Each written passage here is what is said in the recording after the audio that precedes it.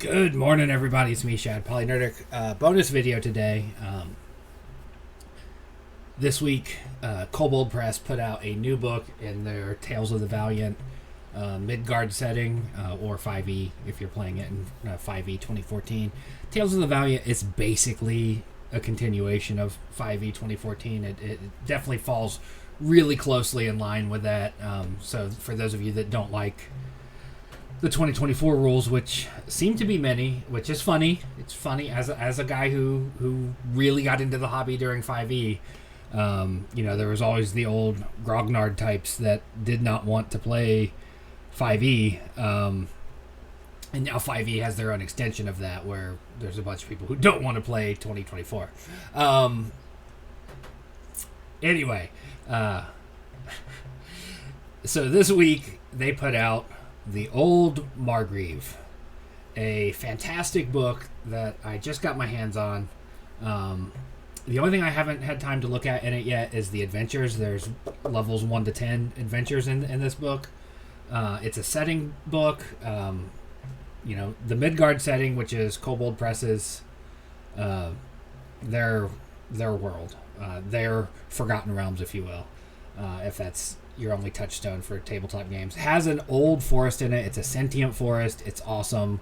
I fucking love it. I got it mostly as inspiration because, along with this book that we talked about months ago, I love a good, weird, dark, sentient forest that may or may not be helpful, may or may not be hostile, may or may not be completely indifferent. I love that concept in world building, and I've, as you know, or maybe you don't, I've been working on my own homebrew world, setting guides, stuff like that. This book is fantastic, though, when it comes to ideas. It's a big ass forest in the world of Midgard. It's sentient. It's got its own sort of motives, if you will.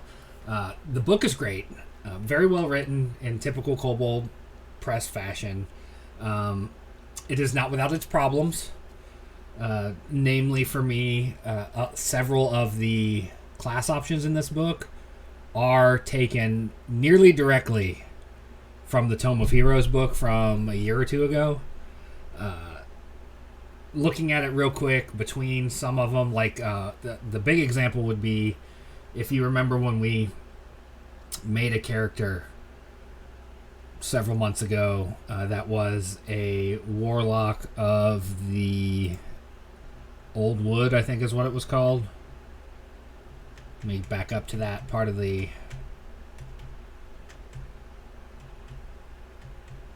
Yes, the Old Wood. We made an elven warlock who was he made a pact with an ancient intelligence of a primeval forest, the Old Margreve. That is one of many class options in this book that have been reworked, and it's not just a one-to-one. I will give credit where credit is due. They did not just copy and paste it. They reworked them. Some of the magic's different, like the spells that are available. Some of the flavor text is different. Some of the abilities come at different levels than they did before, and some of the abilities are completely different. But there are a number of them that were in the Tome of Heroes. And I went through this morning before I started recording, and the cleric, the hunt domain cleric, the bees druid, the grove warden ranger, the spear of the weld ranger, the underfoot rogue, the elderwood, and hunter in darkness warlocks were all in a previous book, the Tome of Heroes. They have made changes, some of which I think are really, really solid changes. The Underfoot Rogue, for example, in Tome of Heroes, you had to be one of the Little Hedgehog Arena people. You had, that was a restriction on the Underfoot Rogue. You had to be one of them. They've apparently taken that restriction away. It's not in this book. The same with I think Spear of the Weld, you had to be an Alseed. Let me double check before I say something that's untrue. don't think maybe it didn't have that restriction, but I want to be certain. Give me a second. I know this is, this is professional grade stuff here. The Spear of the Weld, Weald. I'm not 100% certain I'm pronouncing that right. In Tome of Heroes, you had to be an Alcide, which is a deer elf centaur, whereas centaurs are horse and human appearance wise. Double checking.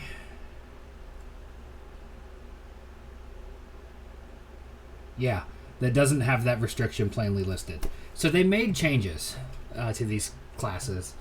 They changed the name a bit. Like the Old Wood Warlock, as I mentioned, is now a Elderwood Warlock. Little things like that. Removing some of the restrictions, shifting around the mechanics a little bit, giving some spells that are new to this book, because this book does have some spells in it, or spells that are specifically from Tales of the Valiant.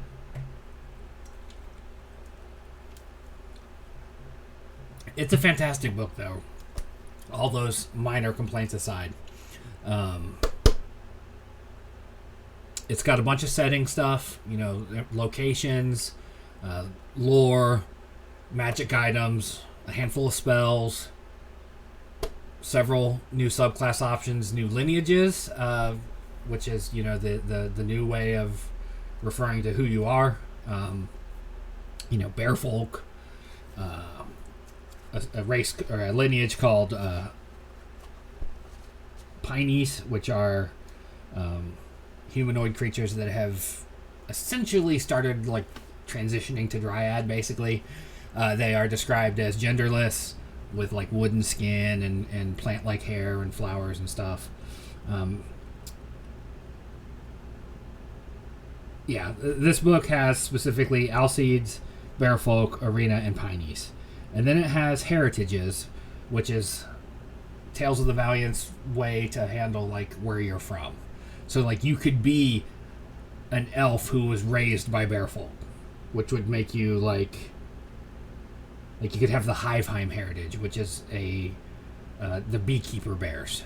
That's the way Tales of the Valiant and Kobold Press is handling that level of character creation. I really like it. I like the idea of, hey, I'm a dwarf, but I was raised by elves. That is such a good way to handle that aspect of stuff. And then, of course, you still have backgrounds and talents and stuff that come into play. But I really, really dig this book. I think it's worth the price of admission. You can get the PDF for $35 directly from Kobold Press. I think it's $60 for the book and the PDF, so you save quite a bit of money that way. I went and bought this at my friendly local game store. Check it out, though. If you like weird forests, ancient forest with a malevolent intelligence or an altruistic intelligence, if you prefer, get this book. It does give you mechanics for the almost treating the forest like a faction, where you gain respect or hostility depending on your actions, and gives some examples of how you could work that in. It gives the forests 3 main principles of preservation, growth, and something else. Great book, though. One of Kobold Press' best books yet, in my opinion. I guess it comes down to your game master and you yourself at your table on which version of these repeated or edited subclasses you want to use. So even in sticking with 5e style rules, 5e 2014 style rules, you still have some decisions to make as far as which class you're going to take. Do you want to be the Oldwood Warlock or the Elderwood Warlock? There is enough difference in them that you should really work that out. But that's my 2 cents. Definitely worth checking out. Pick it up at your friendly local game store or directly from Kobold Press. And give it a look. Thanks for watching, and I'll see you next time.